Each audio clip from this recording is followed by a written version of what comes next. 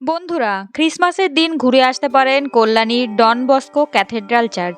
এর জন্য আপনাদেরকে কল্যাণী স্টেশন থেকে নেমে 1 নম্বর প্ল্যাটফর্ম দিয়ে চলে আসবেন সোজা অটো স্ট্যান্ডে।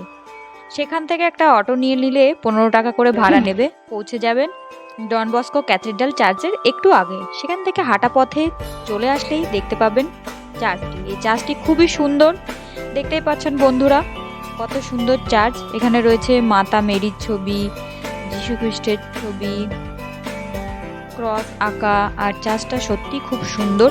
তো আজ আমরা বন্ধুরা মিলে সেখানে গিয়েছিলাম।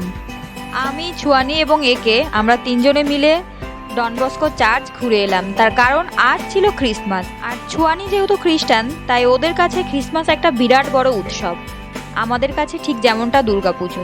চার্চের মনোরম প্রাকৃতিক পরিবেশ দেখলে সত্যি বন্ধুরা আপনারা খুশি হয়ে যাবেন। তাই যারা খ্রিস্টান নয় তারাও কিন্তু এই চার্চটা একবার ঘুরে যেতে পারেন। আশা করি আপনাদের ভালো লাগবে। আর আজ যেহেতু 25শে ডিসেম্বর, তাই চার্চটাকে সাজানো হয়েছে 25শে ডিসেম্বরের এই বিরাট অনুষ্ঠান উপলক্ষে। এই চার্চের আশেপাশে 25শে ডিসেম্বর উপলক্ষে মেলা বসে, তাই 25শে ডিসেম্বর আপনারা আসতেই পারেন এখানে।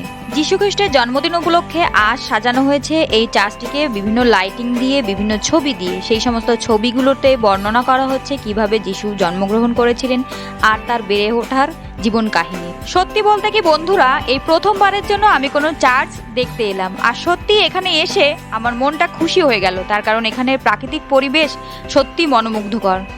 মানুষ যে ধর্মেরই হোক না কেন, কোনো ধর্মের পীঠস্থানে গেলে, সে হোক না গির্জা কিংবা মন্দির কিংবা পীর দরগা, ঠিক যেন ঈশ্বরের উপস্থিতি অনুভব করতে পারে। শীতকালের এই সময়টাতে এই চার্চটা সেজে উঠেছে নানান ধরনের ফুলের সম্ভারে। আমি তো বলবো বন্ধুরা আপনারা এসে একবার ঘুরে যেতে পারেন, আশা করি ভালোই লাগবে।